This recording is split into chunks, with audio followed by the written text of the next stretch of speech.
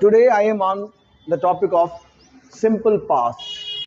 I have 3 points with me for today's work, that is formation and spelling rules. Number 3 is pronunciation rules. 3 चीजें जो है आज हम इंशाल्लाह जो है आज की क्लास में हम करेंगे, उसमें है फॉर्मेशन और स्पेलिंग रूल्स और प्रोनाउंसिएशन रूल्स। तो हम आते हैं। अच्छा, मैं यूं समझ लें कि सिंपल टॉपिक्स और जो है चैलेंजिंग टॉपिक्स साथ साथ लेके चल रहा हूं। आसान टॉपिक्स वो बच्चे जो मतलब बेसिक से जो है इस चीज को समझना चाहते हैं तो उनके लिए आसान टॉपिक्स, और वो बच्चे जो एडवांस लेवल पे है तो उनके लिए थोड़ा सा यानी चैलेंजिंग टॉपिक्स हैं। तो फॉर्मेशन में 3 फॉर्म्स होते हैं सेंटेंस के, अफर्मेटिव, नेगेटिव और इंट्रोगेटिव। तो अफर्मेटिव में हम तमाम सब्जेक्ट्स यानी I, we, you, they, he, she, it और सिंगुलर या प्लूरल नाउन, इन तमाम सब्जेक्ट के साथ हम वर्ब की कौन सी फॉर्म रखते हैं? Second form. जबकि आपको पता होना चाहिए कि वर्ब की सेकंड फॉर्म डिफरेंट वे में आती है। मिसाल के तौर पर एक वर्ब है वॉक, आपने यहां ईडी लगा दी, सेकंड फॉर्म बन गई।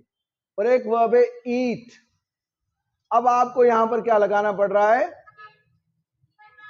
यानी इसको फॉर्म को चेंज करना पड़ रहा है, ईट से एट करना पड़ रहा है। ईटेड आप नहीं कर सकते, आप ये नहीं लिख सकते कि ईटेड, नहीं।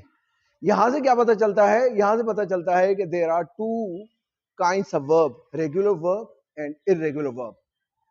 There are 2 forms of verb, कहें आप 2 forms of verb. One are those which are made by adding ED to them and others are those which are made by changing the form of the verb altogether. Verb की पूरी form मुकम्मल तौर पे change करते हैं हम, तो उनको हम इर्रेगुलर वर्ब्स कहते हैं। ईडी जहां पर ऐड करते हैं तो उनको हम कहते हैं रेगुलर वर्ब्स, और जहां पर मुकम्मल तौर पर फॉर्म ही चेंज कर देते हैं या फॉर्म चेंज नहीं करते, मिसाल के तौर पर एक वर्ब हिट, तो इसकी सेकंड फॉर्म भी हिट ही होगी। तो हम यहां पर फॉर्म चेंज नहीं कर रहे, तो ये भी इर्रेगुलर वर्ब होगा। तो वो वर्ब्स जिनमें हम ईडी लगाते हैं सिर्फ, तो वो सारे वर्ब्स रेगुलर कहलवाते हैं, और वो वर्ब्स जिनमें हम ईडी नहीं लगाते, फॉर्म चेंज करते या फॉर्म चेंज ही नहीं करते, तो ऐसे वर्ब्स को इर्रेगुलर वर्ब्स कहते हैं। आगे बढ़ते हैं हम। अफर्मेटिव के बाद नेगेटिव सेंटेंस। तो नेगेटिव सेंटेंस जब हम बनाते हैं तो सब्जेक्ट के साथ हम डिड का इजाफा लगाते हैं, यानी डिड नॉट लिखते हैं हम। सब्जेक्ट का,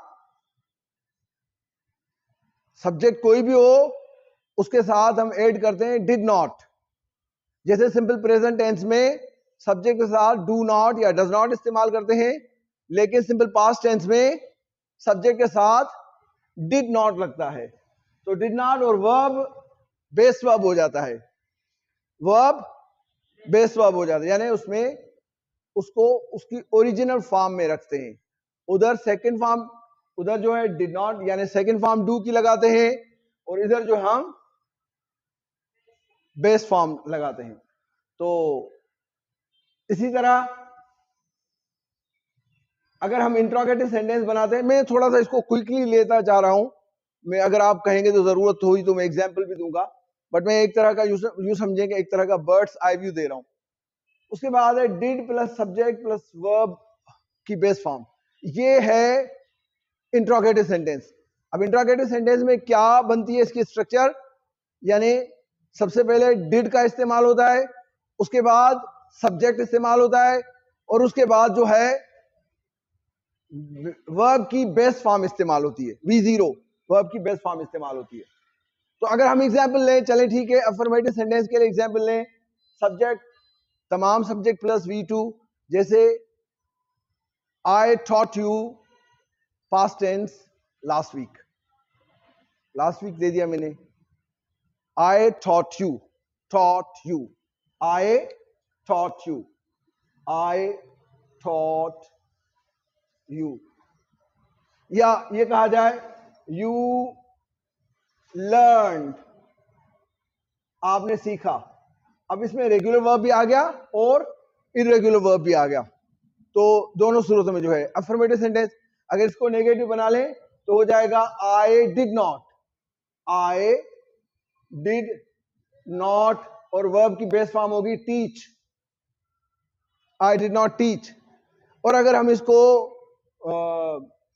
इंट्रोगेटिव सेंटेंस में इस्तेमाल करें तो शुरू में आएगा डिड आई टीच.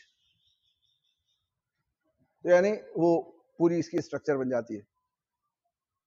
तो यहां से हमें पता चला कि तमाम तीनों फॉर्म्स सेंटेंस की जो है अफर्मेटिव, नेगेटिव और इंट्रोगेटिव में, अफर्मेटिव में डिड का इस्तेमाल होता है बेस वर्ब के साथ, नेगेटिव में डिड नॉट का इस्तेमाल होता है, अफर्मेटिव में सेकंड फॉर्म इस्तेमाल होती है वर्ब की, और नेगेटिव में डिड नॉट का इस्तेमाल होता है बेस वर्ब के साथ, और इंट्रोगेटिव में डिड का इस्तेमाल होता है और सब्जेक्ट प्लस बेस वर्ब.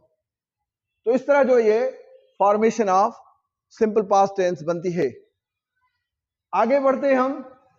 आगे हमारा टॉपिक स्पेलिंग रूल्स.